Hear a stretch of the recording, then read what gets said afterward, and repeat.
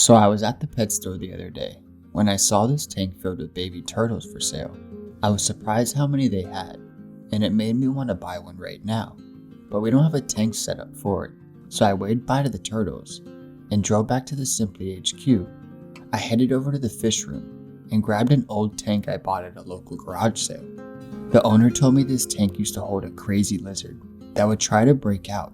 I hoped the lizard didn't break the seal of the tank, so I ended up taking it outside to water test it, and after it was good, it was time to plan out the build. The plan is to build a pile of rocks that slope up, with a basking platform at the top. I don't want to place the rocks straight onto the glass, so I'll place a layer of sand at the bottom. Once our sand was set, it was time to add our rocks. I got some New England River rock, but it's extremely dirty, so I grabbed my homemade rock cleaner and placed some dirty rocks on it. Then I grabbed my hose and sprayed them down. It's important we clean the rocks, or they will cloud up the tank when we add the water. And once I finished cleaning a whole bucket of rocks, it was time to start the rock slope.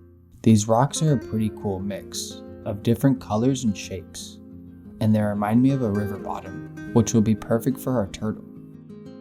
Once all of our rocks were set, I grabbed a big rock I had left over from the gecko video and placed it at the top of the pile. This stone will give our turtle an area to get out of the water, and it will also soak in the heat from the lamp we add in later in the video. Now that the tank is built, it's time to add our filtration. So I'm adding in 2 types of filters because turtle tanks need really strong filtration. So I added in a sponge filter and a hang-on filter. Once we placed the filters, it was time to add the water into the tank. And when the tank started filling, I knew we had a small problem. I guess I didn't wash the rocks long enough and the water was getting really cloudy. So we'll need to wait a couple days for our water to clear up before we get our baby turtle.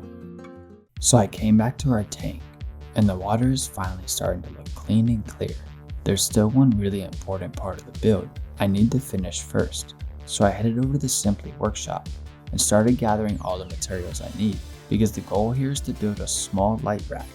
It's going to sit right above the tank, and the plan is simple. I'm going to take these pieces of wood, and after making a few cuts and screws, I brought it back to the tank room, and honestly, it fit exactly how I wanted it to, and sits perfectly over the tank, giving me just enough room to mount the lights without them being too close to the water. So I grabbed our light kit and went to install both bulbs. One of the bulbs is going to provide heat for basking, while the other one gives off UVB. Together, these lights basically replicate natural sunlight, which is exactly what this setup needs. But before I can add in the turtle, there's still one last thing I need to take care of. Since I was working with the rocks earlier, a lot of small debris made its way into the filtration system. So I cleaned out the filters to make sure everything was running properly. And once that was done, the tank is officially ready for a baby turtle. So I took a drive back to the store and went to the turtle tank. There were so many different turtles, and after speaking with the employee, we picked out a baby one. So I took a drive back to the Simply HQ, and I want to introduce you to Taylor the turtle. I started by placing him in a small container with some of the tank water so he can acclimate. This helps avoid any sudden changes in temperature or water chemistry, which can stress them out, especially when they're this small. And once he was ready, I went ahead and added him into his new home, and he wasted no time exploring, diving straight into the water. Swimming is actually really important for baby turtles. Not only does it help them build strength, but it also does help develop their lungs and overall endurance, because in the wild, they spend a lot of their time moving between shallow and deeper areas, so having space to swim allows them to behave more naturally. Plus, swimming helps them stay active, which helps them prevent them from being sluggish in smaller setups. After swimming around for a bit, I eventually found him hanging out in the shallow area, near the basking rock. So let's leave him to check out his tank, and we'll be back in a little bit. I came back to the tank, and at first, I couldn't find Taylor anywhere, and then I finally spotted him tucked underneath the basking rock. It looks like he found himself a little hiding spot. Baby turtles can be pretty shy at first, so having areas that feel like a cave gives them a place to feel safe. After hanging out there for a bit, he eventually made his way back out and started moving through the shallow area again. You can tell he's slowly getting more comfortable in the tank. And then after spending some time swimming around, Taylor climbed up onto the rock and finally checked out the basking area. Basking is how turtles regulate their body temperature, since they can't do it internally like mammals, so they rely on the heat from above to stay active and warm. The second bulb we added was a UVB, and this helps them process calcium, which is essential for a strong shell and overall health. But without proper basking, turtles can actually develop serious issues like soft shells, so seeing him climb up here this early is actually a really good sign. I came back the next day, and I noticed something strange. Taylor is pretty much just staying up in the basking area. He's not really going back and forth into the water like he was before, and I know that may not seem like a big deal, but for a turtle, they should be going back and forth between the water and basking area regularly. So after taking a closer look and speaking with some turtle experts, I realized the issue might actually be the light stand. Right now it's sitting a little too high above the tank, and if the basking spot isn't warm enough, turtles won't feel fully comfortable leaving it. So I headed back to the Simply workshop and made some adjustments to the DIY stand.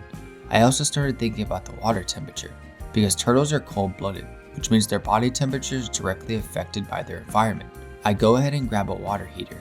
This way it will bring the temperature up to a more stable, comfortable range for him to swim, stay active, and start behaving normally. It's been a couple hours, and now that the heat and water are adjusting back to where they should be, we need to focus on our food. I ended up getting some food from Walmart, but since he's still a baby, I don't want to just throw anything in random. Baby turtles need a more balanced diet, especially early on, so they can grow properly and stay healthy. So I texted a couple turtle experts and went online to look for food that's specifically made for baby turtles. And after getting a couple texts back, I finally found one that looks perfect. But instead of just dropping the food straight into the tank, I'm actually going to be doing this a little different. Since our turtle is really small, feeding him in this big tank will actually be really difficult for him to eat. So to make things easier, I'm going to take a small container and fill it with some of his tank water, creating a little controlled feeding area for him.